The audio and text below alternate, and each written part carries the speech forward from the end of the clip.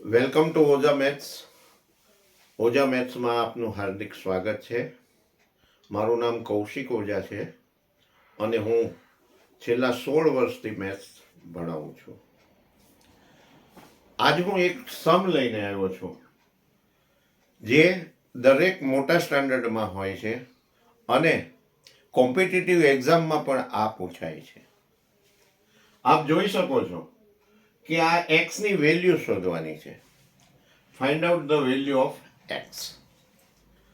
એક્સની વેલ્યુની સામે આપેલ છે વર્ગમૂળમાં.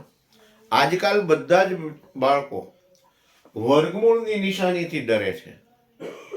તો હું એવી રીતે તમને સમજાવી દઉં કે તમારે માટે એકદમ સિમ્પલ થઈ જશે દાખલો.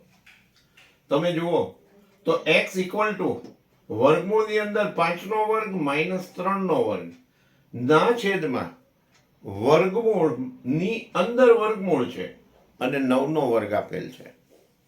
તો આપણે કેવી રીતે ઇઝી કરી નાખીએ, કેવી રીતે ઝડપી ગણી નાખીએ, એને માટેની હું તમને એક ટ્રીક શીખવાડું છું. અહીં તમે જુઓ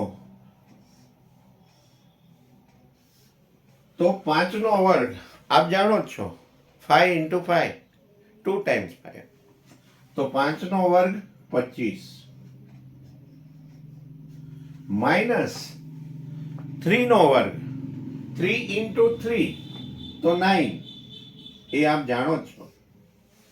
હવે વર્ગમૂળની નિશાનીની અંદર છેદમાં વર્ગમૂળની નિશાનીની અંદર 9નો વર્ગ આપેલ છે. તો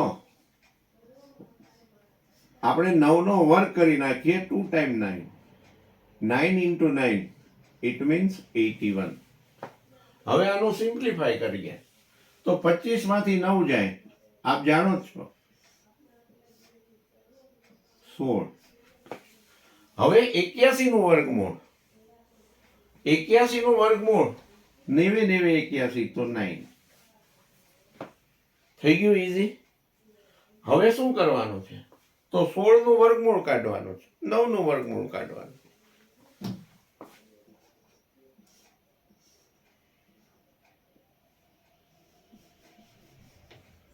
x ઇક્વલ ટુ 16 નું વર્ગમૂળ 4 અને 9 નું વર્ગમૂળ 3. તો આ x ની વેલ્યુ મળી ગઈ છે. ઈઝી સમ. આ તમારો જવાબ છે. આ જ રીતે હું આપને એક સમ કરવા આપું છું. જો મળી જાય તો મને કોમેન્ટમાં લખજો. બહુ ઈઝી સમ છે, આપ ટ્રાય કરજો.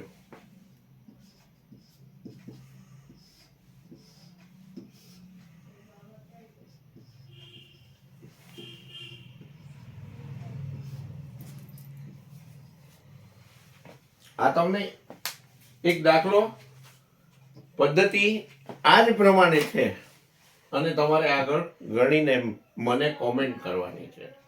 આ ફક્ત તમે જોઈ લીધું ને તો 5નો વર્ગ 25, 3નો વર્ગ 9, વર્ગમૂળની અંદર 9નો વર્ગ છે એટલે આપણે વર્ગમૂળની નિશાની અત્યારે રાખીએ છીએ.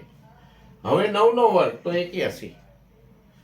હવે 25 માંથી 9 બાદ કરીએ તો 16. 81 નું વર્ગમૂળ તો 9.